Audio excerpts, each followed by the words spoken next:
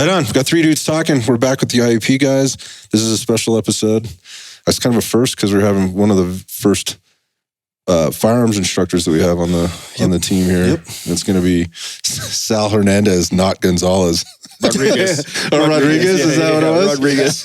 Oh my gosh. Yeah, it's so funny. Sal's a guy like I saw kind of all over for a long time, as a competitor, as a guy that sort of had a personality, which I kind of enjoyed watching. You're an interesting dude to kind of watch online, just kind of on the social media stuff. And so then when I got a chance to meet you back at TTPOA in, when was that? I think it was like April or something like that. It was back in the spring.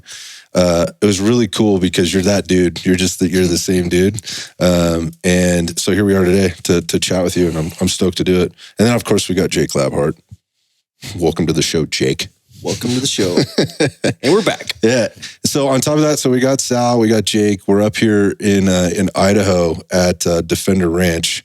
Yep. I mean, what do we want to say about Defender Ranch? Dude. It is way better in person than what it is in the videos.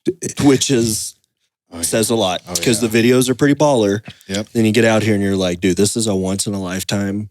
This is next level. And seeing this it's insane. I mean, they've done such a good job in the ability to really like train hard, see all these amazing views. You can train all these different modalities. Yeah, such a cool opportunity. Yeah, I was having this conversation with Jared last night around the campfire, which is freaking amazing. Right, at the fire pit, and we had been sitting out on the back sort of turf there for the long range, the known distance, and out there and watching the sunset on the canyon, right? And the gorgeous weather with the breeze blowing through and the wildlife and everything else. I'm like, man, you ever been to the Grand Canyon? He's like, driven by it a few times. And I was like, you can't take a picture of what we're looking at right now. It's the same as the Grand Canyon. It looks like this, like on steroids. Oh, yeah. But you can't take a picture of it and get the same appreciation. You just can't. So when you're sitting out there, like in some of the spots we were at today, up on the rim of the rocks there at the top of the hill, it's unbelievable. So that's a good call. It's way better in person. Yeah, the sights have been amazing, but the hospitality has been equal to that. Incredible. For sure. Yeah, I don't know how I got here. But I'm certainly appreciating my time and hanging out with everybody and getting to shoot all kinds of different stuff in different ways. And I've learned a ton already since I've been here. So even crushing it today, you were hammering away at 700 yards like nothing. It was fun. Yeah, I mean, getting the opportunity to just reach out that far is awesome. Yeah, but like, this scenery and this, it's amazing the opportunities. Yeah. It's just endless. And I want to hop on that too of like the tier one concealment crew has been just amazing. I think we, as IEP's grown, we've worked with, and in addition to your career, like as a competition shooter, we have worked with so many different companies and people in the industry. Yeah. These dudes are top notch. Yeah. Like it makes you just realize like, hey, there's other awesome people out there. As sometimes I feel like that there's a negative connotation over the industry. It's awesome to build these relationships and be hosted out here with you're just like, you walk away leaving, you're like, man, that was an awesome opportunity. Yeah, and it's not even over yet. We're like maybe halfway through. Yeah. So, Sal, let's talk about you, dude. Let's talk just a little bit about your background, kind of where you're coming from. I can tell you the way I knew about you was through the tactical games. I watched you, do some, be very competitive. Let's just put it that way. Those people that know you from that arena will know that and will know your name. I also know you to be a law enforcement officer, and I knew about that a little bit. And I didn't realize how competitive you were at that level outside of the previously said organization, and doing some of the SWAT competitions. And I believe your agency actually, correct me if I'm wrong, but they won it, the TTPOA SWAT competition. Maybe was it 2 years ago? Yeah, we've won it since I've been on the competition team. 4 years. We took second last year, and then we won SWAT Roundup last year, and then taken second twice. Yeah, and didn't you wind up over in Dubai or something competing? Yeah, right. Tell me about this. Yeah. What how did this happen? Like they just invite the best from the West kind of thing, or how does that work? So we heard a couple of years ago, whoever wins SWAT Roundup gets an invite to Dubai, and it's not just an invite; it's like a paid for everything, the airfare, the lodging, and they treat you like royalty over there. Wow! And it was it was like a dream. I would have never imagined going there when I started my police career. I would never think twice the things I'm doing now that I'd be doing right now. Yeah, I mean, I remember seeing some of the stuff come out, and that looked pretty wild to me. But the representation, of the team and everything, like I kind of dug back a little bit. Mm-hmm. That's why my memory is a little fuzzy here, and trying to pull back some of the history of how competitive you've actually been, which is interesting. Have you always been that dude, like super competitive? Yeah, I think I get it from my parents. So growing up, I started playing baseball at like 3 years old, played hockey and baseball my whole life, and my parents were super hard on me. It was like pushing me from sunrise to sunset when I played sports. And that's all I knew was just playing sports, being super competitive, watching my dad compete and my mom. So that was instilled in me at a young age. And that's all I knew growing up. And putting in hard work was something that wasn't even thought of. It was just like, I had to do this. I didn't sit and watch TV. I was taking batting practice and putting in work to try to get better. So one of the things I don't know is how you guys actually got connected. Yeah. So I was at that time, I was working with a company, and we were bringing on athletes. Gotcha. From the tactical games, and someone referred Sal to me. Got it. I was bringing these guys in for the tactical game side. However, I knew he was out of Texas. So there was 2 guys, and honestly, we just started talking, and I was going down to the TTPOA competition at that time. Yeah. I don't think I was on the board yet at that time. Yeah. So the first year I went down there, that was my first time ever going down there. Homie had already won it 2 or 3 times. But we were texting and stuff, and so we got to meet down there, and it's just like what Sal's saying. Like I got to see this guy who very, very high level competitor. But at the same time, it was very interesting because I'm learning a lot. That first one, I was really assessing and trying to figure out the TTPOA competition. I'd worked with teams all over the country at that point, but I was still trying to like come into the organization and get a feel for it. And it was really funny because they were performing really well, but San Antonio's known as the guys that everybody loves, but they hate kind of thing. Tell me about this one with me. Why? Well, and let me tell my side because I'm friends with so many of these different teams that we've gotten now the opportunity to train and all this kind of stuff. They hate them because the San Antonio team is very competitive. They have won, again, out of the last 5 years, 4 of them, and taken second. So I hate them for that reason.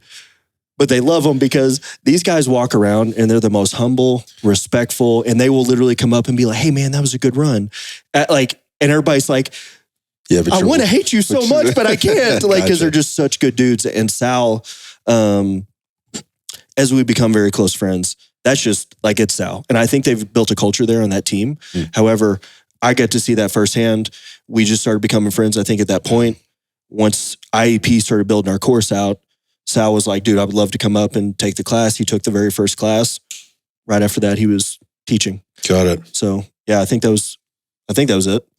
Yeah, it was pretty. I think that's kind of everything happened so fast. He reached out to me, and I was like, "Who is this guy? What company is this? I've never heard of them." And everything just happened so fast. Before you know it, I was in his class in Garland, and I was like, "What is this guy talking about? Running around and all these sprints we're doing around the range?" And I went in with an open mind, and I was very impressed. Honestly, I know he said it was kind of a cluster at first, just trying to build on that class and trying to build a good course curriculum. But to me, on the outside, I was amazed. I was like, I've been to a lot of schools, a lot of classes, and this was by far one of the top ones that I've taken. And I was fortunate that he asked me to join the crew, and I was very surprised and thrown off. And I was like, of course, I would love to help out in the law enforcement community. I always see myself as like needing to get better and constantly put in work. So back then I was like, dude, I'm not ready to teach. Like I still have a lot of work to do. Like I'm nowhere near the level I want to be. Sounds familiar. Yeah. I was going to say, that was literally the last episode where we talked about it. Sorry, keep going. That's exactly, we have the same mindset, which I think's been and then you started wanting me to teach, and I was like, hey bro, like I can't do this. Like I don't feel like I'm at the level of teaching that you are at and be able to explain everything. So I shadowed him at a few courses, and then started doing homework, studying, and reading the book that we have, the range book, and testing drills on my own and kind of seeing my capabilities. And it's like, this is awesome. I want to share this with the amount of little knowledge that I have for this topic. I want to be able to share it with some of the LE guys I know. And then I put my guys through it that I work with. And some of the guys, I was like, yeah, they're probably not going to buy into this. They're older. They don't really like running around the range like that. And when I put these drills on, these dudes were sprinting like it was NFL combine. And I was like, okay, this is pretty good. I like seeing this. And guys know that it translates to what we do for work and competition, obviously, but it translates to our job for sure. So to me, it was a big selling point for me and teaching it to everybody. You know, a couple of things that come up for me in that, what you guys were just talking about, there's one, how fast it's evolved and how fast it's come together. That is tough. It is tough when things are moving super fast to make feel like you're making the right decisions and are we doing the right thing at the right time and whatever else. Right. Maybe there are times when you're maybe outrunning your headlights a little bit and then you recognize that and you pull back. The thing evolves.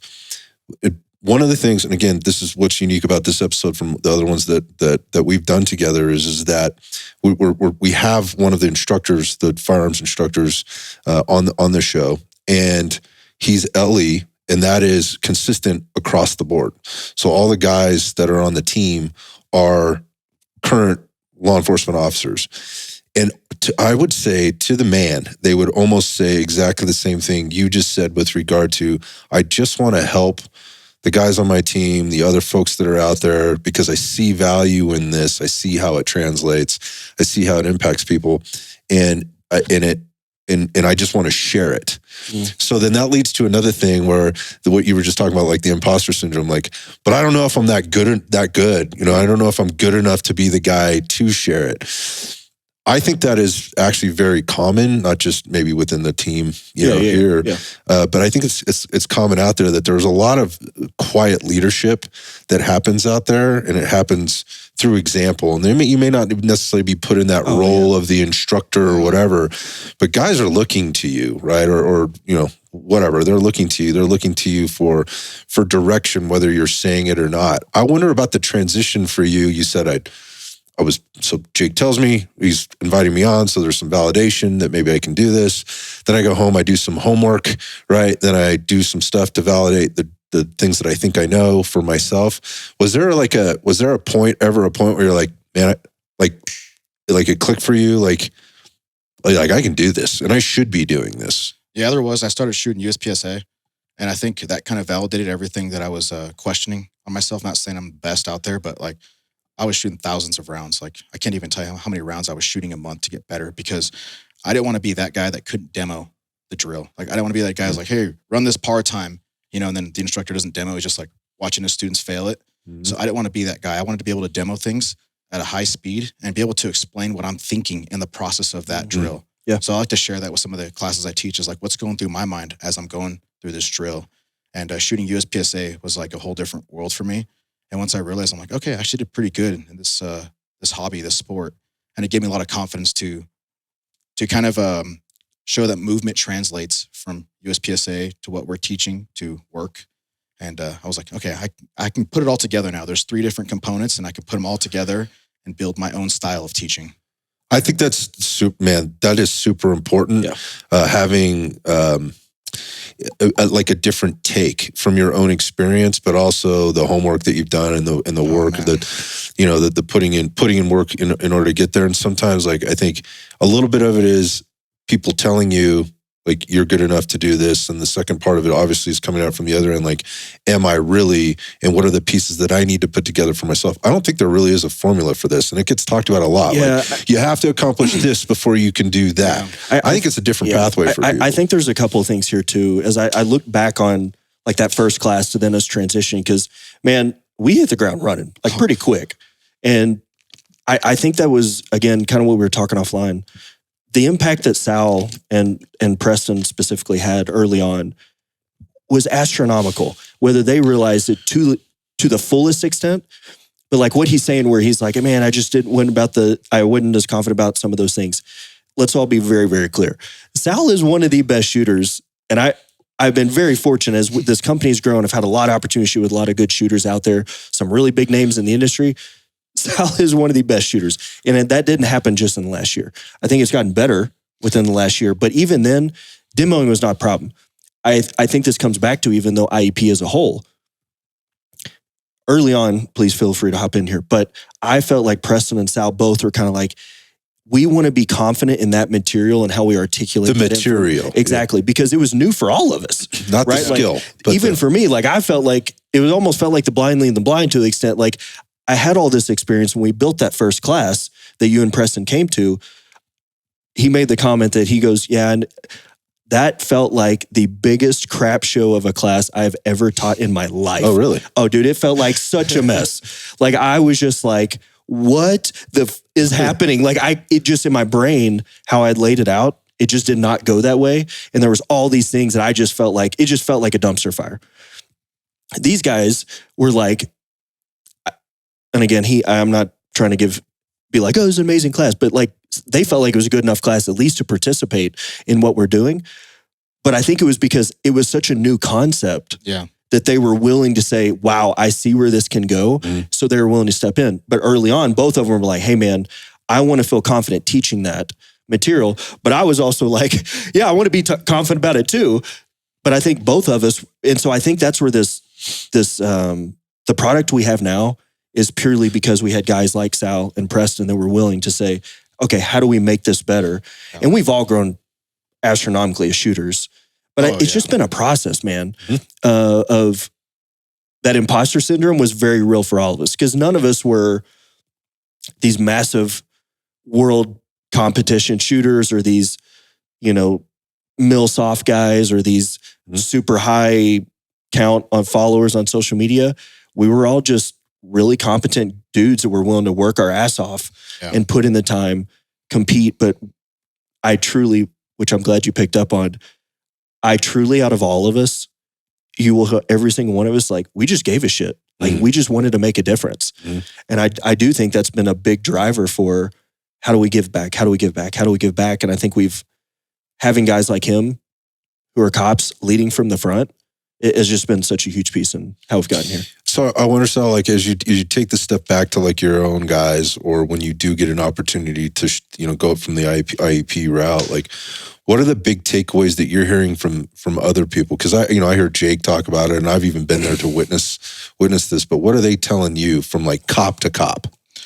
They're telling me it's something that they've never done, and they're like, "This is something new," and I think it's gonna help me better myself as an officer, but also reflect my coworker. So it's kind of planting that seed within that agency. And then I hear that agencies are starting to incorporate that into their academy classes now, into their quals or standards. And to me, it's like, I didn't train movement much when I was on my own before I took this class. And I realized I was like, a lot of my job requires me to move from point A to point B.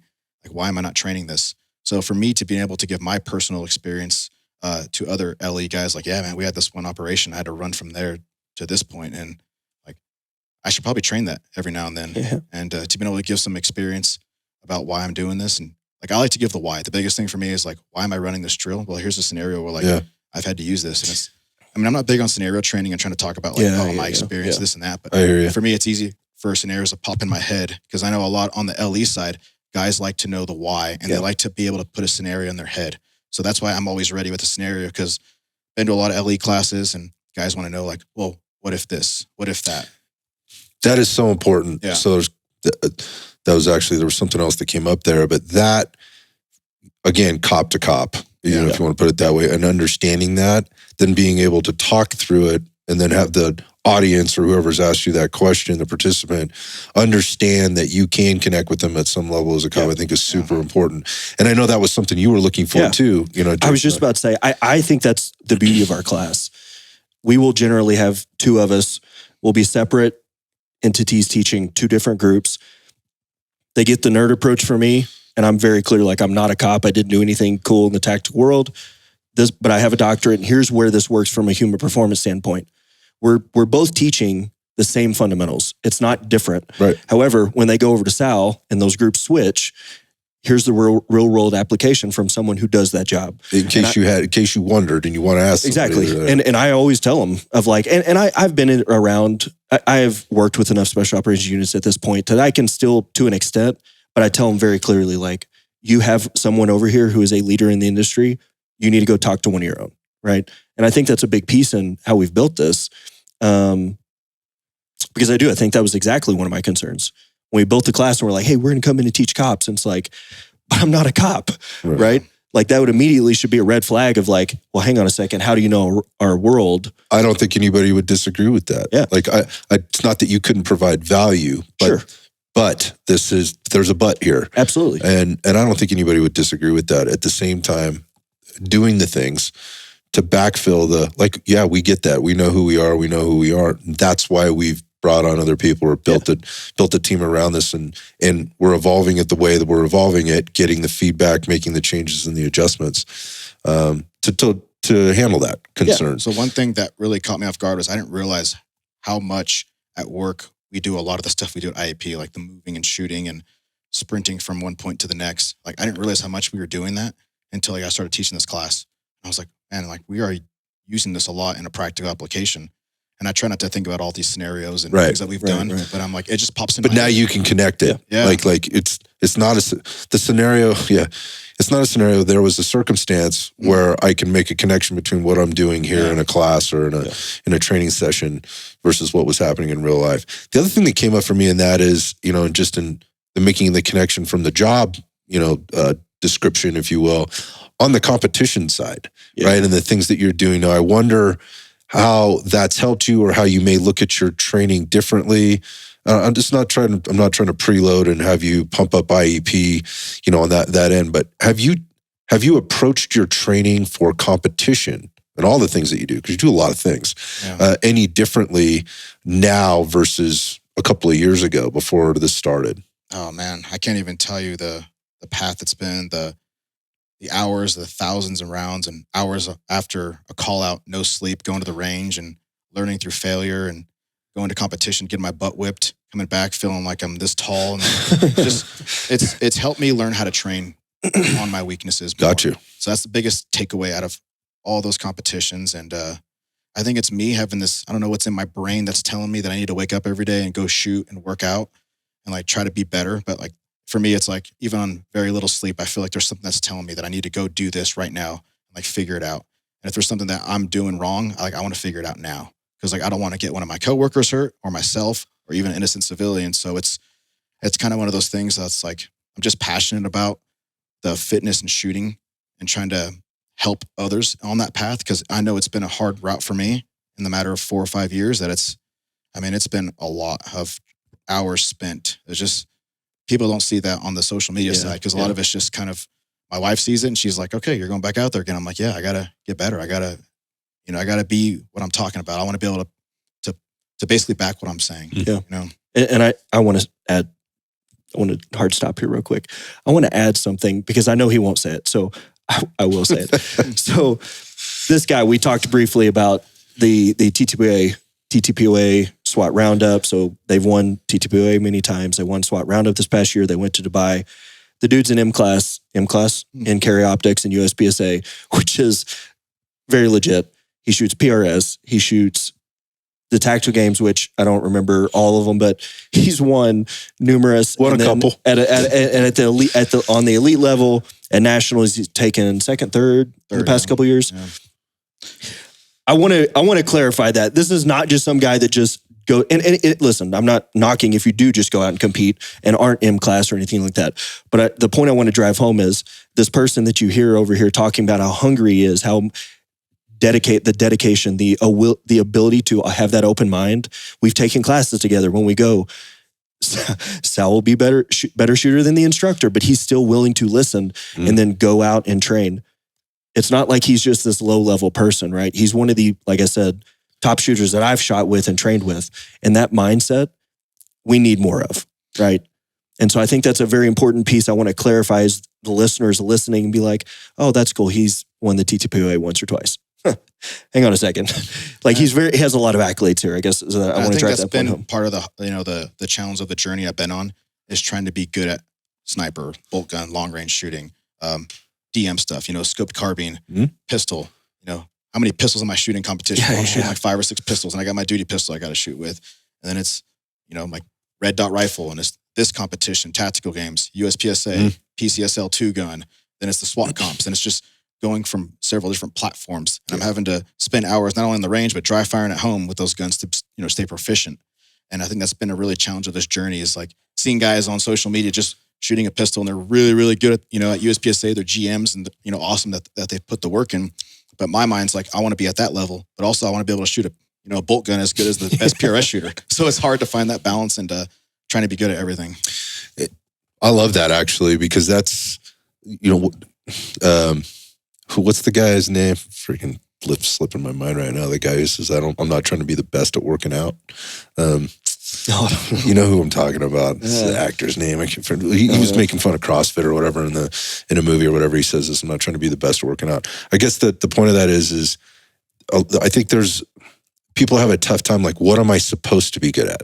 Like, and what's going to validate, and what is it going to take for me to be good enough and for who's going to validate me, and how's it going to be validated that I've made it or I've arrived? And, I think you used the word maybe a couple of times, and I know you have, Sal, and that is that the term is journey. Like, there isn't ever a destination at the end of this. And that might sound corny, but particularly when you start layering all these other things on, like, how good can you be?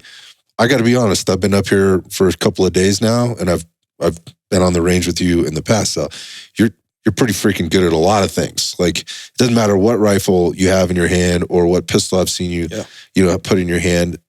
You're really good with a lot of things. And I think people might look at that and go, well, how good can you be if you're training all of those things? So I want to go back to something you said before, which resonated with me. And I think intuitively, this is what I saw with IEP when I came in, and when I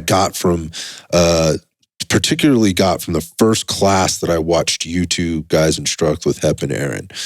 And that was what you said with learning how to train. And we talked about this, actually, you and I had this conversation earlier, just kind of impromptu, and it was about leaving people with how to go back and get better. Not every instructor does that. I don't think it's because they don't have the capability.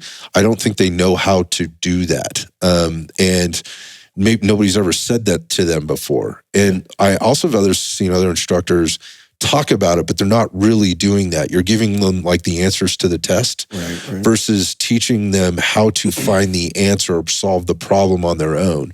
And when you're only teaching the one thing, and I don't know what a good analogy for this would be, but if it's, I don't know what it is, but if it's just pistol, all right, and everything that you're teaching is just about the pistol all the time, and they walk away. There are so many lessons that can be gained from how you could get better on the rifle or in other things in life, for that matter.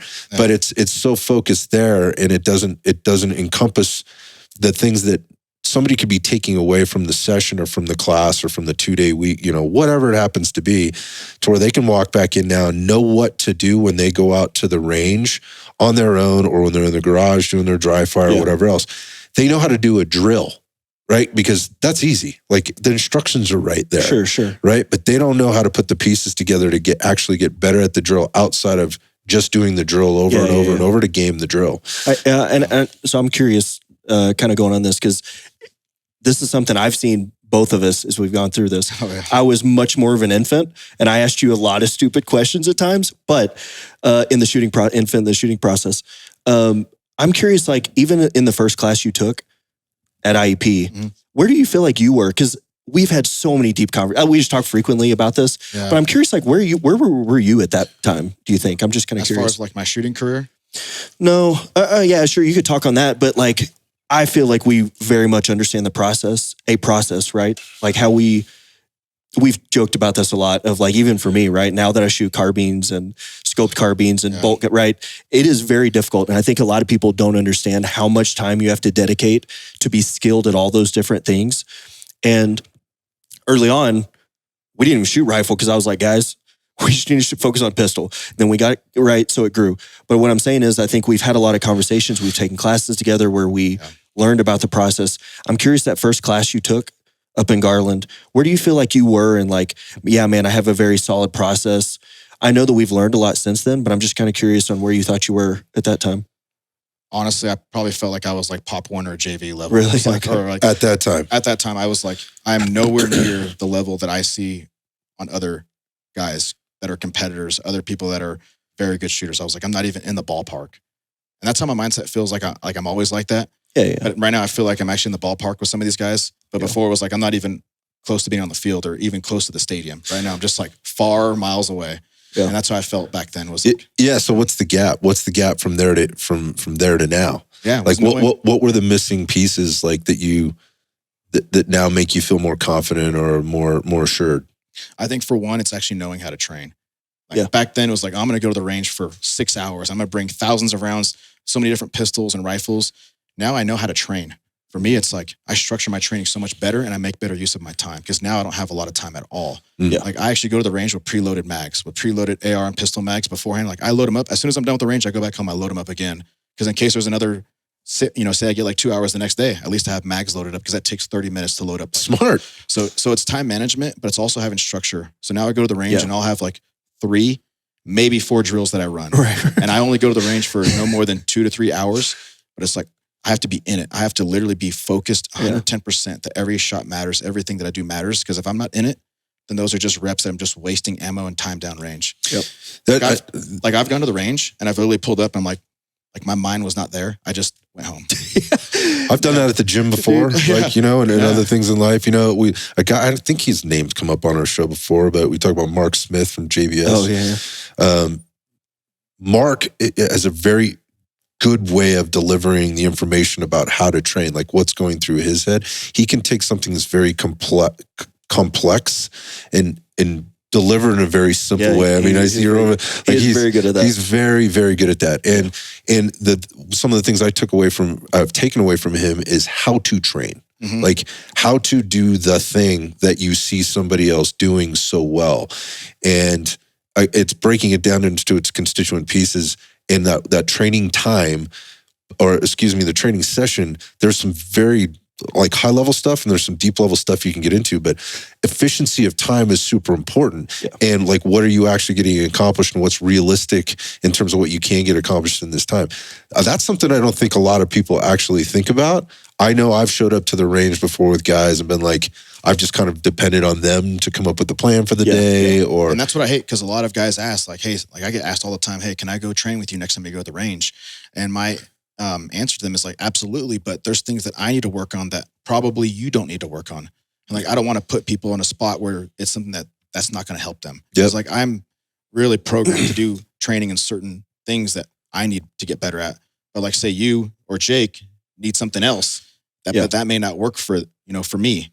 So it's important for people to realize the things that they need to work on and they can't go from A to Z right now. Yeah. And the way that you did it. Right. That's a really good one. That was one of the things I was going to actually bring up that I appreciate about Sal and Preston, both as I was going through my shooting journey. I think going back, there's some very high level shooters that they know their way and they're very confident in explaining that way. Mm-hmm. One of the things whenever I was really like learning how to shoot, frankly, is how I felt. I would hit up Sal and Preston and they had such a very good, broad view of a lot of different ways of instructors and people they trained and worked with. I personally think that is extremely valuable. Yep. Right? So that's one thing. It's just perspective, right? And multiple ways to skin a cat. But I really think being able to refine that training process, because I don't believe there is one way or everybody would be doing it, right? So I think that's a piece. The other piece to it, though, is one, dedicating the time, but continue to refine and fix it. What is best for you? But then being able to share that information. How many people, same thing. They'll be like, hey man, what drills can I go run? I'm like, you're not going to like that answer. Right. Like people think that high level shooters do all these like crazy fun drills. And I'm like, dude, training sessions are boring. Super boring. I am laser focused. No crap. I've done the same thing. Drove up and I'm like, yeah, my brain's not in it. I'm just turn around and leave, right? Use that time efficiency somewhere else. Somewhere else, yeah. Put it in something. But I think the ability to be able to articulate that information, that's a skill in of itself to be able to instruct and teach. But I completely agree. I think that process, refining it, but then giving to somebody else, helping them understand that it's just not a cookie cutter method, right? And I think that Sal specifically has done a very good job of that. But also think too, I think you've always been kind of like that, but I do think like from that Garland class where you felt like you were Pop Warner, as you put it. Yeah. I don't know if I would quite put you at that level, but I understand your point. But I think through that journey, dude, we've had some like deep conversations about training that I think is super important. I don't know how much I've pushed you, but you've definitely challenged me in that process to, again, just help refine and understand what's out there and what's possible, frankly, right? The deeper level conversation is the thing that that's where like I got into this, just even what we're doing right now, podcasting. Like it was like the podcast turned into like an extension of the deeper conversations I was trying to have with people, because in going back to even like the guy that I just mentioned, it's not just him, but I've talked to him, like if I get into something, I've had meals with Mark, or I've talked with him on the phone or whatever else, like it goes to a deep level of like, well, this is where I'm coming from on this, and this is why, and these are the things that I've seen. And again, that's not exposure that a lot of people get to training, right? That you have to go look for it, and you can't take somebody else's blueprint. Going back to there is no one size fits all. It's the same with health or wellness or fitness or life, right? In general, like, so going back to your story, like if people are out there thinking, oh shit, man, so does that mean I gotta go compete in all these different competitions and do all these, be training 3 hours, on the range every time? Yeah, you're over there shaking your head. Yeah. No, it doesn't mean that at all. That's Sal's process, right? And he's gained the things that he's gained from his process. You got to go figure out your own process. There's some fundamental things, but what you can gain from Sal, right, is not his roadmap to his own success, but the things within that roadmap, the side stops along the way, the mistakes, the failures, and the successes. But more importantly, like those are all cool, but he can articulate those now. And because you gave him a chance, really, to articulate those in a different way, which then was part of his discovery process, is kind of what I pulled from this. And that's what I hear from the other guys too offline that aren't sitting here right now, and the guys I've talked to, is that they were given an opportunity, and as a result, they've gotten better. And they're like, I'll go to the end of the earth for this dude. Like whatever that means, like I will, like, we might disagree, we may have, our difference of opinion on this, but like this guy gave me an opportunity to do these things, and this is how it's impacted my training, me as a professional, me as a person, or whatever else. So that process, and this, at risk of getting corny here, that process is about advancement, is about evolution, getting better just in general. And the things that you said, the hard work, the time management, like the efficiency, the high level of awareness that you have about, I'm not in it, so I'm going to go take and invest my time in something else right now. Those are the things you learn. It's not do this, tick this box, move to the, if box ticking is what you want to do, this is the wrong endeavor for you. Yeah, I was going to say, I think that's an important piece for people to hear too. It is not always daisies, right? Like our team has not always, part of me, I feel like it's like a saying, it's like, hey man, it hasn't always been easy for us. I'm not saying it has. There's been times we have collectively as a group disagreed on things, right? Jesus, we had Hebner here right now. He'd be like, I'm just going to disagree with you for the sake of disagreeing with you. But I think in the growth of everything that we've done, we have not always agreed as a team. Yeah. I think all of our personalities are very similar in that advancement, right? And I think having where our hearts were and how to do that. So I think that made it easy because we all grew very, very close as friends. That said, as we taught different things, there were times we did not agree. And I think that was super important that we had a team that was willing to have conversations and look each other in the eye and be like, hey man, I don't agree with that. Right. And we're like, okay, let's talk about it. Because I think as soon as it's like, Sal, shut your mouth, we're doing this. Like, it is super wrong. One of the things that I hate is, especially in the LE world, it's like, well, why are we doing this? Because that's the way we've always done it. And that's how it was. I've heard that from several teams. And the way I look at it is if I'm not being challenged by somebody on my team or in the class and I can't explain the why, then I am not doing my part to be ready as an instructor and also as an officer myself. Yeah. So I teach a lot for our team, and I love it when guys on my team are like, hey, why are we doing this? They challenge you. And I love it. I'm like, okay, well, here's why. And I'll explain why. I'm like, this is, want me to demo it? I'll demo at a slow speed.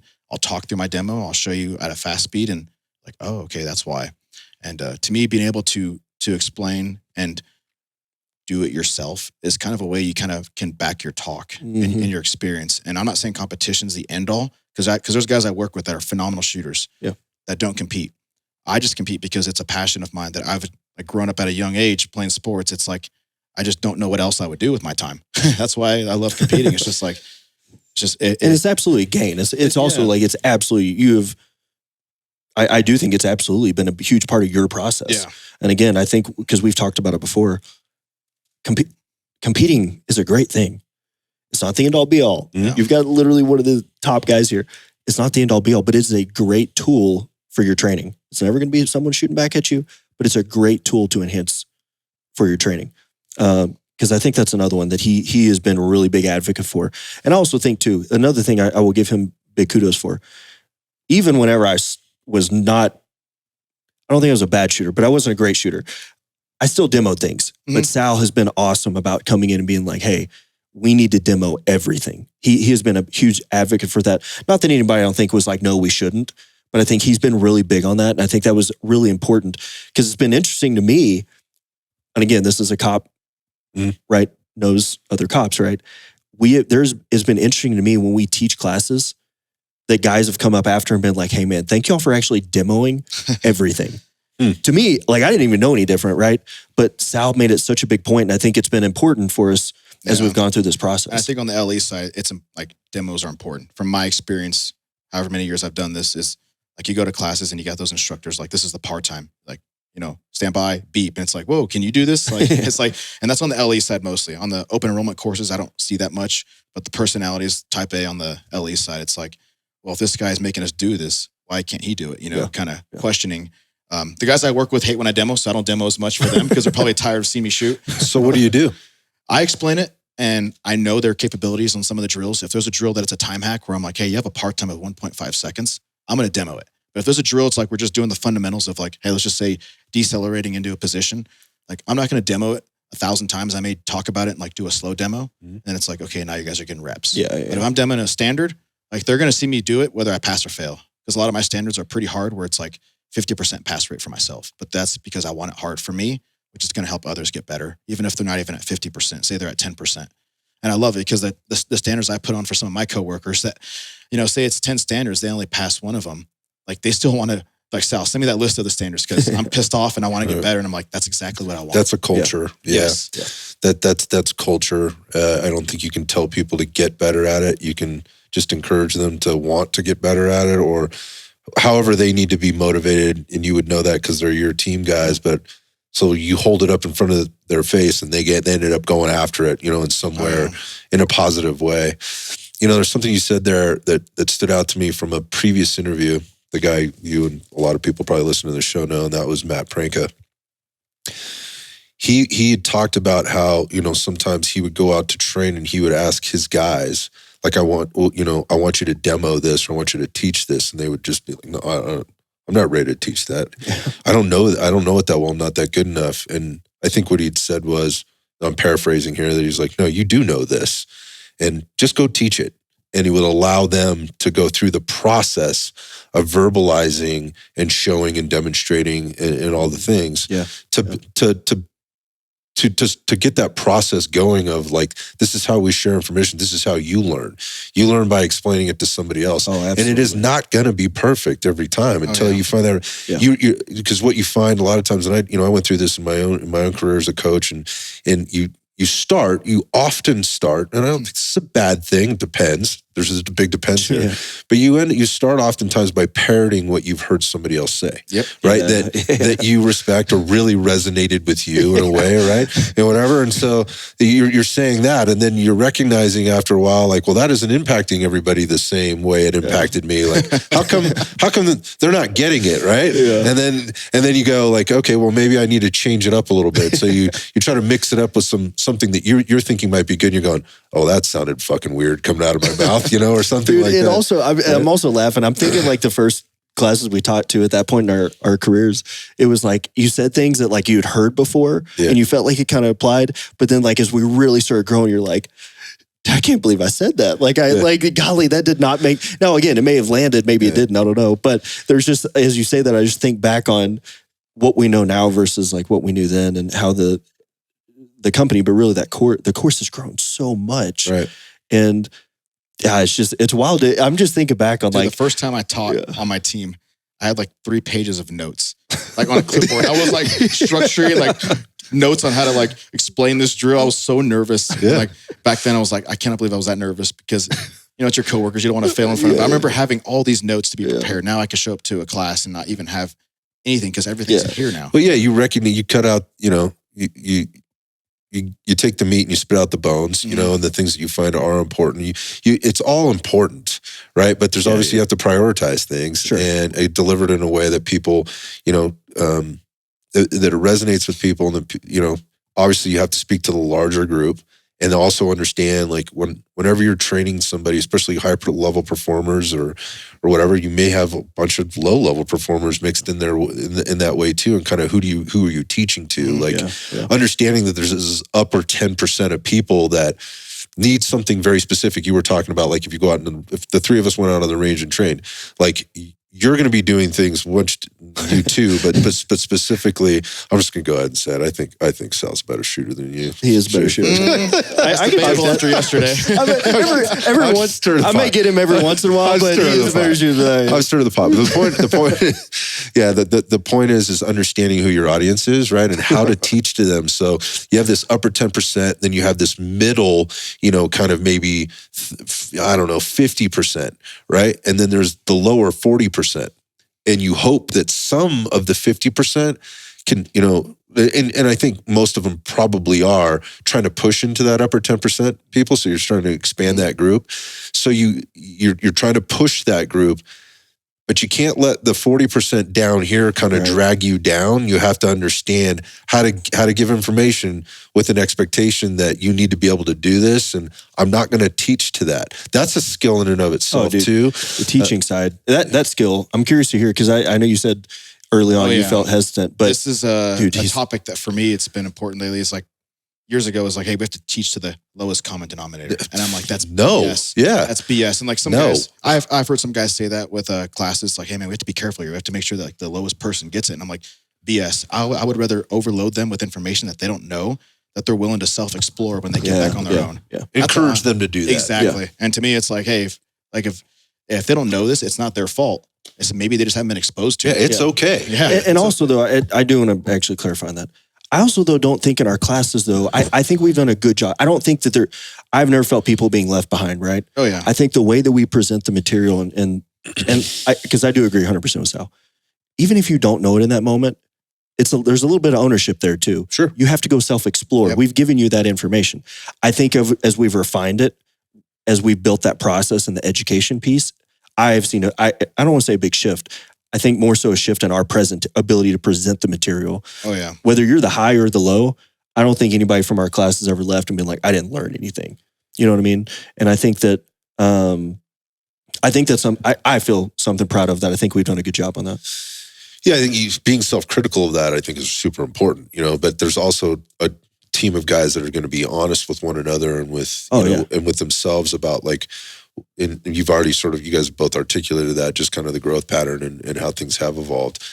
Coming in, that was one of the things that was important for me to just sit back and kind of look at, like, where was it? Where is it now? What's the potential of this? Dude, I'm sitting here laughing. My brain's kind of like jogging. I'm thinking about some of this. We had Garland, then we went down to Austin, then we had Houston. We had Tulsa in there. And I think about like after we would teach a class, these debriefs we would have.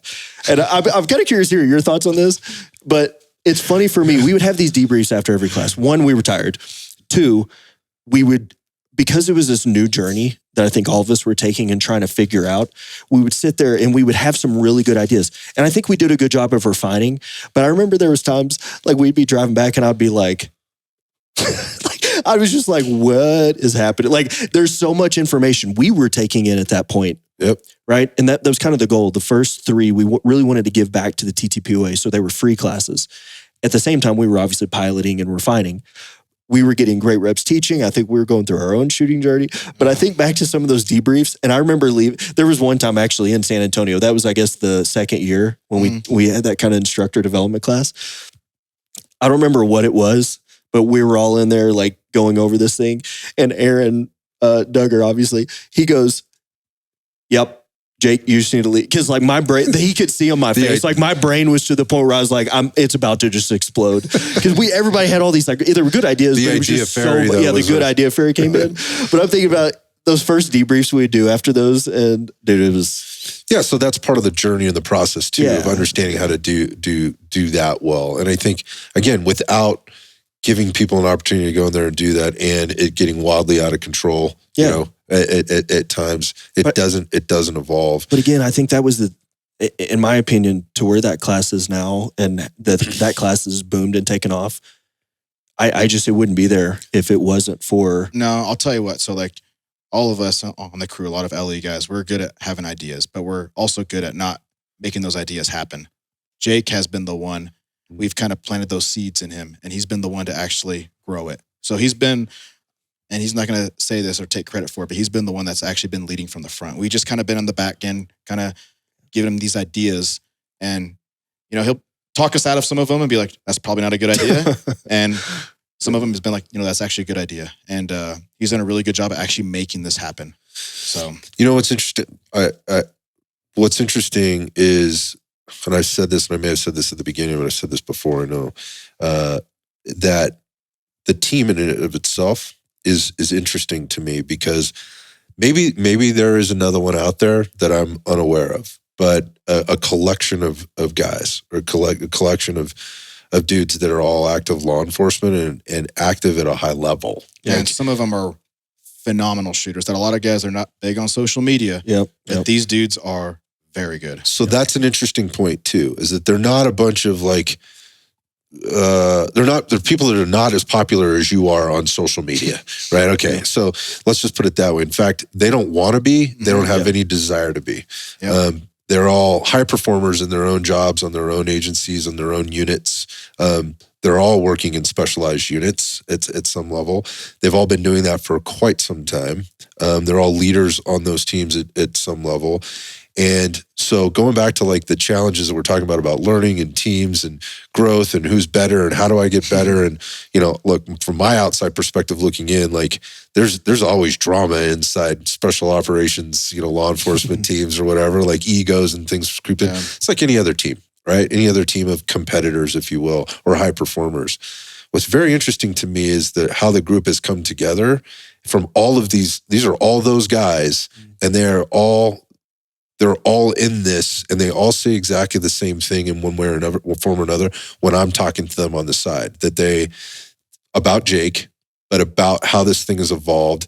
And they're still, even with the things that you're saying, how funny it's been, or, how, like, you look, some of this was crazy. Like, my question to you, Sal, would be, is like, what do you think that is, man? Like, because I haven't seen anybody else do this. I know there are instructors out there, and I've trained with some of them and worked with some of them, talked with a lot of them. And they have assistant instructors. Mm-hmm. They have people that work for them, and they work hard for them, yep. Or with them. Like, I think, I don't know, I've met both these guys and I've talked to them, but like, I think about Hunter Freeland, who works with Scott Jedlinski, mm-hmm. right? And he, in his own right, like, Hunter is a phenomenal instructor, right? And could probably rule the world, right? In the things that he does over there. But he also works with Scott, and he puts in a lot of time there. And I guess my point of that is so that these things exist out there, but not in this way, where we have guys that have full-time jobs on full-time agencies that also make time to compete, that have kids, that have a life, that have, other obligations or whatever else, that have been able to come together and do this thing basically by working in the background. Yeah. And being okay doing that and actually preferring it that way. They don't want to be put out in front as the man or the guy or the celebrity instructor or whatever else. I wonder what your take is on that, man. Yeah. To me, it's their personal life. And some of them have very dangerous jobs, right? And they want to protect themselves and their team. Okay. So they just prefer to be under the radar and show up to classes. And, they're going to, people will show up to their classes not knowing who they are, but at the end, they will know who they are. And, I'll be honest, if it wasn't for Jake, there would be no IEP. Mm-hmm. Like, all of us are so busy in our regular jobs and our regular lives, but he's the one who keeps us so structured, because otherwise, without him, there's no structure, there's no IEP. And for us to have that structure and leadership from the front, it makes our jobs way easier as instructors that work for IEP. I show up to classes and they already have like a course curriculum and outline hour by hour. And like, it's easy. I'm like spoon fed to go teach. Now it's up to my style and my own personal style to teach the course how I'm supposed to teach it, obviously, but add my own twist to it, And I like to teach. I like to have a lot of fun on the range. I like to joke and have a good time. And, other guys are serious, but they're also very professional. And one thing about IEP that I've seen across the board is professionalism. I've taken a lot of courses all around the U.S. And to speak on IEP, everybody that works with IEP is very professional. Even when we joke, we are still very professional, but we give constructive criticism. We don't just beat you down. Like, oh, you suck. You shouldn't be carrying a gun. It's like, no, we're going to find a way to make you better so that when you carry that gun, you're confident. Yeah, so I think the term is quiet professionals that continue to show up and do the job at a very high level, that are okay not being in the spotlight all the time. But to your point, if you went to one of these things, just because they're not on Instagram or whatever all over the place, like, I've been extraordinarily impressed. Again, I've been to all the classes in the world. I'm a terrible shooter, in real life, and all those things. But I have been very, very impressed with that. And it's interesting because it's different about the quietness. Oh yeah. I think, go ahead. I said, look at Colton Perkle, for instance. That dude, quiet professional. He beats me on some of the pistol stuff we do at TTPOA. Anthony and Preston, quiet professionals. They were beating me yesterday on the standard that we were running. And I shoot a lot of competitions. And even Jake, he beat me yesterday too. And these are guys that are at my level, if not better. But they just stay quiet because that's how they prefer to live their lifestyle. And I respect that 100%.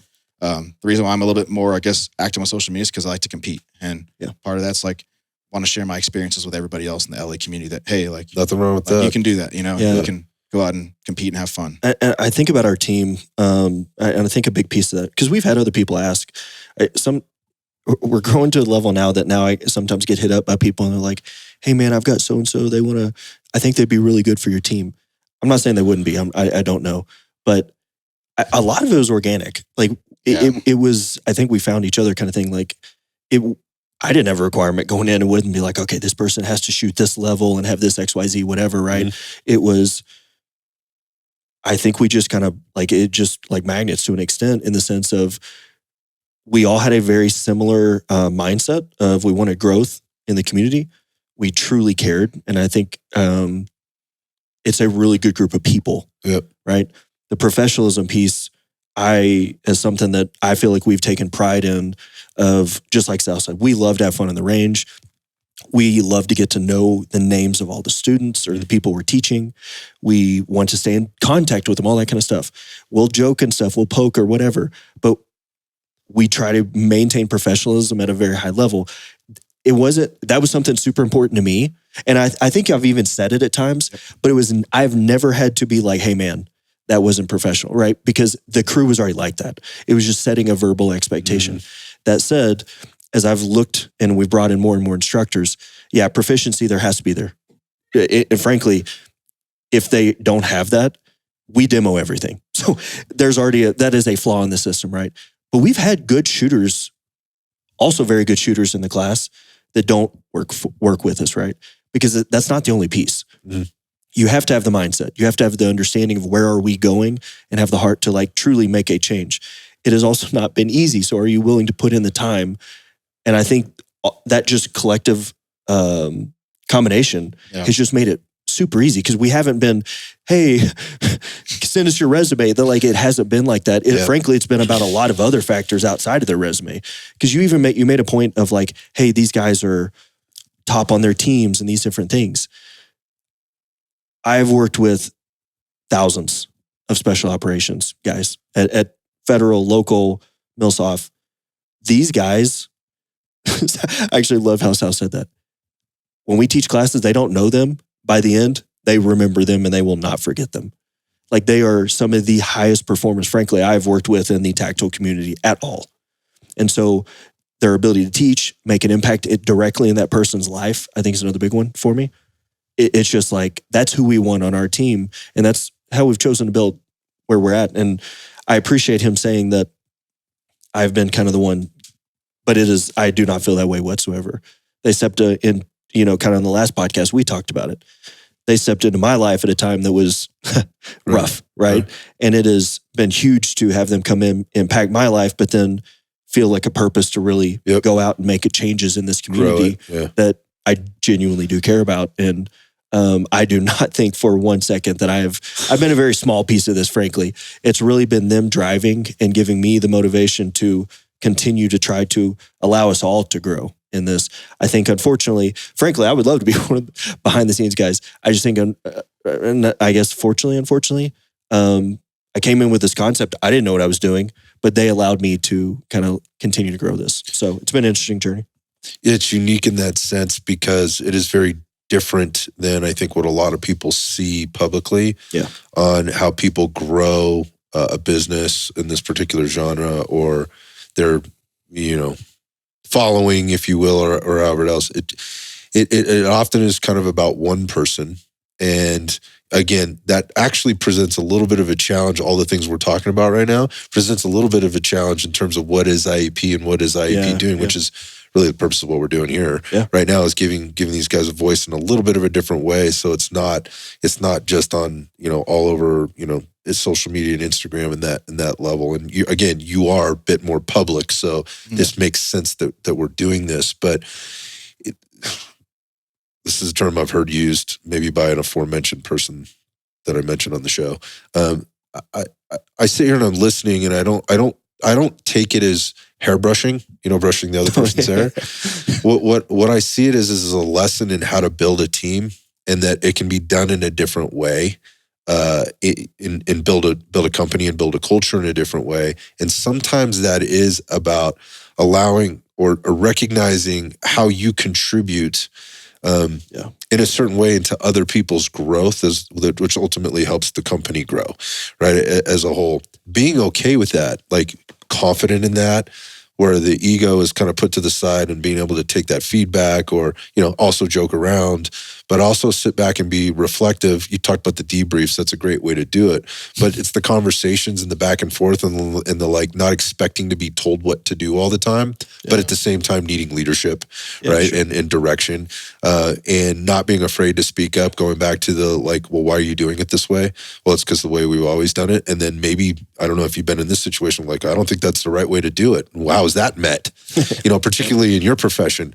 I don't know, but I imagine it's probably not met with a lot of, acceptance, right? In that sense.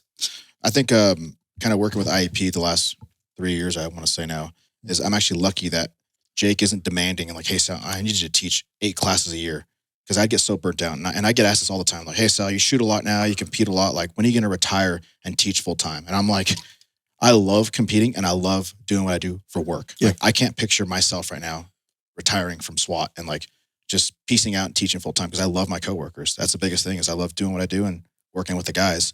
But I'm fortunate that I have this side career that when I go teach with Jake, I get so excited. And like, my wife knows, I'm like, yes, like I get to hang out with Jake and have a good time with Anthony and Preston. It's like a vacation, but I'm so excited to teach. Versus you go to some companies, it's like, oh, I'm just teaching another class now. It's like, that's their job and that's where they make their income. Mm-hmm. And like for us, like I could speak for a lot of the guys, like we're happy to go teach because we love kind of spreading the word and getting to meet other guys, and also kind of showing like, hey man, like you can get to this level by putting in some work. And, kind of going back to some, some companies I've taken classes from, it's like, it's just another dollar, that I get to make from this. Yeah, we take class. We tick boxes. We go through the curriculum today, and then we pack up and we move on to the next class. Yeah, I've been to those classes. I mean, I've been to a class or two where I'm like, okay, that's very polished, right? In the terms of the way it's delivered. It wasn't unorganized. It was, straight and to the point. But to that extent, there's like a missing piece to it. There's a passion that's missing to it. Yeah. There's an honesty. You can call it like it was almost in some levels, sometimes a little disingenuous, things that got said, and, people are reaching or whatever. And sometimes it's just a boys club. You feel like it's kind of a boys club kind of thing. But I've also seen the other side of it. I think IEP sort of, certainly represents that with regard to, it isn't that way at all. It's a bunch of passionate people that are really trying hard to really make that difference. So again, at risk of sounding like brushing one another's hair, I think the next question I would kind of put out there is like, to Sal would be like, what's the itch you're trying to scratch right now? Like, what's like getting you up in the morning and keeping you fired up out with all the things that you're going on? Because you're being pulled in a lot of directions right now. Like, what's going on with you? I don't know, in the near future. I've actually never really had a chance to sit down and think about like everything that's happened. Just because you can ask my wife, it's like constantly on the go. Yeah. And kind of sitting here now talking about it, it's like, I just can't believe the opportunities I've had in this career. And just going back to my first competition, super nervous and like thinking like, oh, it's just going to be a one-off thing. And then now I'm here competing once a month, but also managing my job and Pure Defender Ranch in Idaho, like shooting with. Just would never imagine that you have these opportunities, and I don't know. I just love pushing myself in an internal level. That like I said, I give credit to my parents because like back then I didn't agree with the way they were raising me. In a sense, like I was like, man, they're always being hard on me. They're always like I can go play a baseball game and go 2 for 4 with a home run, but I struck out the other 2 times. My dad will be like, what the heck, man? Like just chewing my ass out. And I'm going home crying because like I failed him. Right. And I think for me, it's just been the self-push and motivation that's been programmed to me at such a young age. And I love competing. So what drives me is obviously the tactical games and trying to win that and compete and better myself in that sport. So that's really got me out of bed. Like guys like Hepner who have pushed me. Yeah. Like I love that guy, but also I want to beat him. Yeah, sure. And it's like, that's what gets me out of bed and training harder than I ever have in my life because of that sport. But also it does translate to my job because in a sense, I'm also putting myself out there in front of my coworkers to push them to compete and get better. So now we have like 2 or 3 guys that have done tactical games. 2 of them are phenomenal shooters and they'll be way better than me. I'll tell you that. So it's cool to be able to plant that seed and put myself out there and use myself as an example to all law enforcement. That's like, hey dude, you can go out there and get your butt whipped, but like you're going to get you're going to put the work in because you're going to know what to work on and get better. And in return, you're going to rub off on your coworkers in a sense.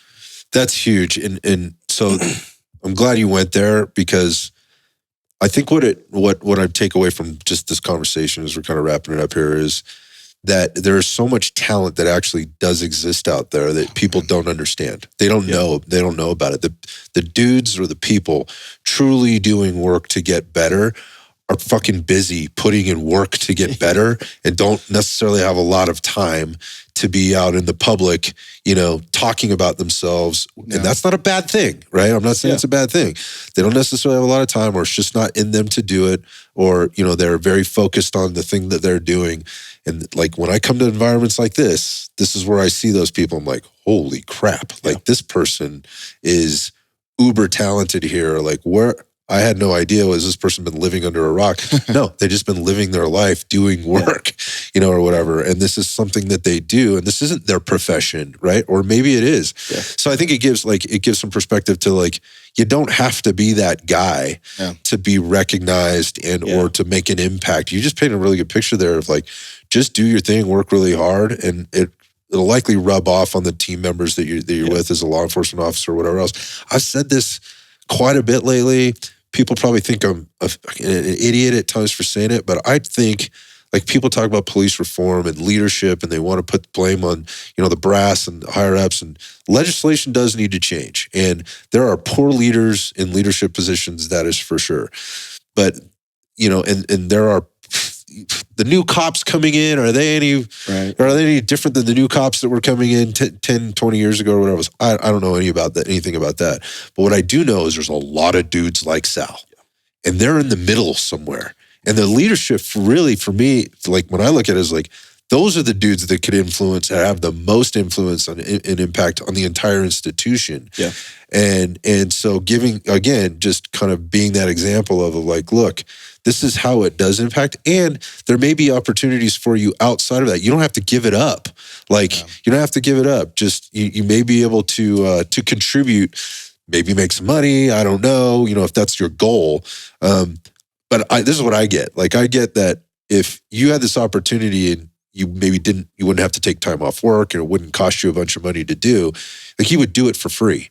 That's what I kind of get from this group of people. And So I often parallel things to like the fitness industry and whatever else, because that's just the world I come from. Like the best coaches I know, that to a fault, they are that. They will overcommit and overgive until they realize like, I can't keep doing this because I'm poor, right? And I have to make money in this. And I used to teach for free. Like for tactical games a couple of years ago, I would like invite a group of people to come out to the range and train with me. And like I never asked them for $1. Yeah. Like I just said, hey man, if you want to come train with me, just shadow along. And I do that now. Like I invite people to our house all the time to come stay with us for 3 or 4 days. And I'll pick them up from the airport. I'll take them to the range and train because I love being surrounded by good people that have a good mindset. Yeah. And kind of going back to the LE world is like you get a lot of negativity, right? Because you get pissed off at the brass. And trust me, I've been pissed off before, but I try not to let that affect me as an individual because then it's going to affect all the coworkers around me. So I'm fortunate that I actually work with a lot of really good dudes that are like-minded. And I try to be positive because like, then if I rub off on that dude as a negative, a bad day, it's like, oh yeah, this was a bad decision made by this person. Then it's just going to rub off. It's going to trickle down and it's going to just be a bad environment to work in. And ultimately we shouldn't be worrying about that. We should be worrying about, hey man, like we may have to do a dangerous operation. We should be looking out for each other. We should be putting in the work and trying to be ready and stay alert, versus being pissed off about a legislation decision and just kind of talking to each other about that. I think it's, and I think the trend has changed a lot in law enforcement. You get a lot of guys out there that are just wanting to put work in and get better. I think it's just rubbing off on everybody. Yeah. And I've seen a huge shift in SWAT officers alone and their abilities to shoot and be fit. It's unbelievable. Like if these guys competed, they would whoop me. There's so many good dudes out there that just chose to be quiet professionals, which I highly respect. But if they were to go out there and compete, they would whoop my butt for sure. And I think there's hundreds of dudes out there like that. And I think they just get overlooked by the community. It's just like, oh, this cop shot the wrong person. They suck at shooting. It's like, yeah, there's one bad apple that made a bad decision, but there's also thousands of other guys that just are quiet professionals that are freaking good. I think that as we've grown the course and we've taught a lot of SWAT cops now, everybody's real hard on cops. Like I get it. I think it's easy to sometimes, listen to the one who's kicking and screaming the loudest. And I think whenever bad situations happen, it's easy to throw that spotlight and be like, blanket all cops, right? Sure. Yeah. I think it is extremely, what's the word I want to use? Encouraging for me. Obviously, the team that we've built of guys are what I like that word, quiet professionals that are leading from the front. However, it's extremely encouraging when we teach classes how many good cops we've run across, right? Yeah. That maybe some are good, or not maybe. Some have been good, some have been less than good. But the attitudes, and I do think that's something I do think that I'm very proud of, that I think we've done a good job of. We build relationships when we go teach these courses. Mm-hmm. It's not just hey, thank you for your money, and we're gone. I like what you said, to a fault. Like when we built this course, know. We all lost money. Like they gave up time. I lost money. Like we wanted to just honest goodness, just give back and really refine like what we were doing first.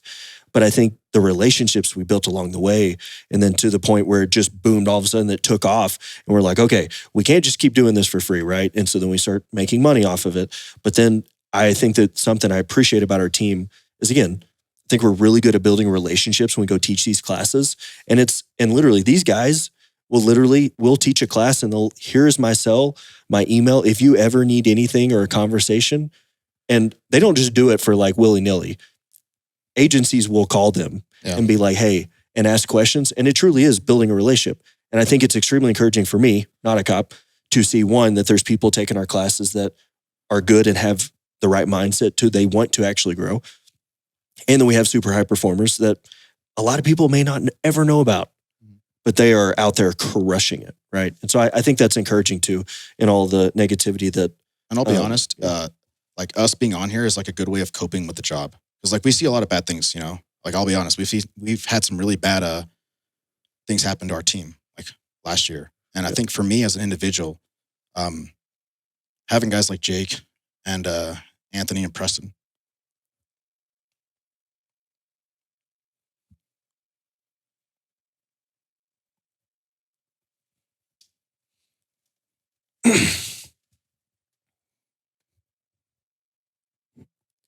We've become a very, very close group. We've all impacted each other's lives a lot. It's been everything. Everybody goes through different things, different hard things. And it's like I said earlier, I was at a pretty rough place in my life when I got out of the military, trying to figure out what I was doing. Law enforcement was something really big in my life. But when we built this team, we've become an extremely, extremely close group of friends. And it is about giving back to the community, but we've all dealt with different things that we've all stepped in each other's lives. And it's not just a, hey, debrief on the course. We are a super, super close group of friends.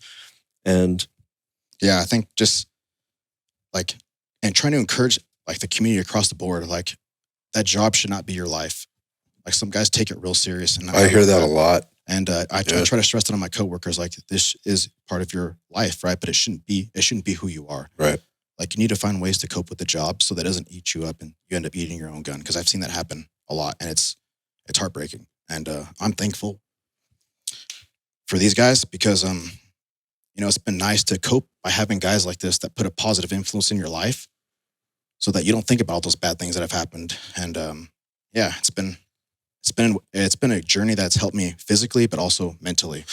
I wonder how the competition fits into that too. Just getting out there and pushing yourself physically and being, challenged in that way and in terms of the job, the skills and the things that you're practicing out there are somewhat job related, right? Yeah. But there's transference there in some level, but it's not the job. Like, it's helping you to be better at your job in one way or another, but it isn't the job too. So you're kind of just taking this energy, right? And you're able to kind of put it over here, but it also kind of funnels back, into what you do. I wonder how that competition kind of works into all that for you too. And the way I've told my wife is that, like, if I'm too busy stressing about winning these competitions and beating certain guys and trying to put the work in, that I'm not thinking about things that have happened on the job. Right. Like, I have a light switch that gets shut off when I go home. And then when I enter the door, that light switch to work out and get better and dry fire and shoot turns on immediately. I couldn't imagine having a lot of time on my hands where my brain would go. Right. So that's been a big topic, a theme on some of the other episodes that I do. I try to cover it semi-frequently, not all the time, because I'm not trying to put it in everybody's face all the time, but that I hear all the time, very frequently. And I don't get it. There's never a time where I get more like emails or DMs or whatever else than when we have an episode like that where guys are talking about that and how important it is. And, from the fitness and the physical piece, the movement, when we talk about movement being medicine, you could get, and then movement being, heard somebody say the other day, I had a guy on the show the other day said movement is life. If you're a law enforcement officer or whatever else, and when you're thinking about the quote unquote tactics with, it was actually on his post, I think. In terms of going like hands on or, the things that you have to do. I guess the point of this is the piece that that I see like today or yesterday. I mean, how sore are you today? Oh, I'm beat up. Oh yeah. And I work out every day. Right. I'm pretty damn right. sore. And so am I. And even if you suck, right, at whatever it is, the thing that you're doing, you get that, this is the interesting part about this company is that again, the movement piece and what you're doing from the physical side of things, what you can get from that, as well, from a health perspective, both physically, mentally, emotionally, psychologically, to where, you're having fun out there and everybody's giving one another a hard time, but nobody's being harder on themselves than themselves. Oh yeah. Out there. But I think that's a super important piece one of the things that IEP brings to the table, which is an outlet for people to organize their time right around the fitness piece of it, and could prep you to take better care of yourself, showing you how to train, not just with your firearm, but physically, and how to organize your time and how to be time efficient, which is all part of the taking care of yourself process. Yeah. Which again, I'm encouraged to hear, because I think that is a piece that is often overlooked that people don't necessarily like to talk about, but is a very real thing. So I appreciate you bringing it up. Yeah. So just going, I think, and wrapping it up. I hear you guys saying this term, and I actually heard Preston. I was talking to Preston, like the class, the course, and so. It's when I heard him say it first, I was like, what do you mean the course? Because I've seen you guys teach a couple different things. And so the reality of it is what started as something has evolved into other things. And you've talked about it a lot on the show, like Jake, with regard to like, it started with the human performance piece, and now it's turned into the shooting thing. And we've had this huge demand for shooting. And so we got these different things coming out, and they're starting to evolve. But it's funny because I heard you guys say the course, the class, and there's multiple classes now, right? Well, which is part of the evolution. I'm listening to this, I'm laughing about it. And so when this comes out and Hepner hears it, because I've had these conversations with him too, he's going to start laughing because he goes, What do you mean the course? Like we've been talking about all these other things that are kind of coming down the pipe, which is exciting. So I want to hear you talk about that, Jake, just real quick with regard to like, what is it that's kind of coming down the pipe just with regard to evolution, and how's a guy like Sal fit into all of that? Yeah. I mean, the course is the, original, the TPL that we built. And I do, again, the shooting was a big piece of the growth, especially in the social media side. Yep. I think it spurred a lot of conversation and made us a hotter topic in the sense of what we were building with the movement. But then those guys being extremely good shooters, I think it challenged all of us and it helped grow. And honestly, where it started, like we talked about in the last episode, Sal was the one who was there with me. Right. Sal and I were taking the class with Matt. Right. And it just so happened after that whenever Matt and I were having beers, he started giving me crap. He's like, why are y'all not teaching shooting? Right. And I was like, dude, I'm not a shooter. And he's like, are you kidding me? This goes all the way back you to and Sal are way too good as shooters to not be teaching shooting. And at that time, he actually had done some work with Preston as well, with his agency. And so I was like, yeah, Preston too. And he was like, Matt, he was just like, what the, and, but I think we started refining it. And also I think at that time we were really refining our process because we could perform, but I think we were really refining that process and how to articulate it. And so then, fast forward to now, like you mentioned, people are calling us being like, hey, can you come in and teach an advanced or a 2-day rifle or a 2-day pistol or whatever? And so we're like, okay, well, let's get our crap together. They're paying us or they're paying somebody else. And so it just evolved to where that first day where honestly, I would articulate is we teach that process and educate on what are you seeing? What are you feeling? How to train. So you can go home and understand how to train. And then the second day is all that movement stuff from the original course. I know everyone can't see my air quotes, but the course that we're referencing, the thing that I think really blew up for us and separated us from what a lot of other people were doing. Yeah. And so, we're now teaching a lot of 2-day pistol, 2-day rifle, to where it's a lot more focused on that shooting as a whole. Scoped carbine. Scoped carbine. And, but really like as our skill sets have grown, our teaching abilities have grown, it's opened up the doors to be able to teach multiple modalities. And so it's been a cool process. Yeah, it has been cool to watch. And I learned the more time I spend with you guys about a lot of things, but obviously about the company, kind of where it's coming from and the mindset. And because I'm very new here, but what I've learned and what I've gained through this last few days is understanding the depth of talent that actually exists. Like I knew because I saw some of it, but this has been a different environment. I mean, we were out on the range for freaking 8 hours straight, 9 or 10 hours, I think yesterday. I think it was 10 hours straight yesterday doing all kinds of stuff. 4 or 5 hours. It was 4 or 5 hours the day before that. Like, in doing all different things and being able to talk about all different things. And again, taking a lot of courses, talking to a lot of people and trying to practice as much as I can on my own, recognizing where the abilities actually lie to do different things and continue to explore different things from the foundational TPL class, the Tactical Performance Lab. So I'd love to see Sal teaching, all of this stuff because I feel like he's really good at doing all of it. But I also understand he's a busy professional and he can't do it all the time because he's competing and doing all that stuff. But there's a bunch of other guys on the team that are, and I'm hoping one at a time we can bring them on for those that are willing, that are like, nope, I don't want to be in front of the lights and the camera. I'm going to keep working on it. I'm going to keep greasing those wheels, but because they're all very interesting in their own right. And I think there's a lot of dudes out there that want to hear from guys like Sal or Preston or whoever. I mean, there's a list of characters there because they can relate. Absolutely. They can relate to him. So anyway, Sal, really appreciate you coming on, man, and sharing a little bit of your background, your story. I got to get you to promise me to come on again so we can talk about what you're doing as an athlete and how you train and the things that you do that have helped you get to where you're at, because you went through a lot of stuff. Like, I have a lot of questions for you. Maybe we can talk about that another time. And as always, Jake, it's always good having you on, dude. I appreciate you, boys. I appreciate you helping us out with IEP. It was a big step, you coming in and kind of helping our structure of our team. And it's just amazing being a part of this team and having the guys we have. So thank you for being a part of that. Thanks, brother. I appreciate you. It's been awesome.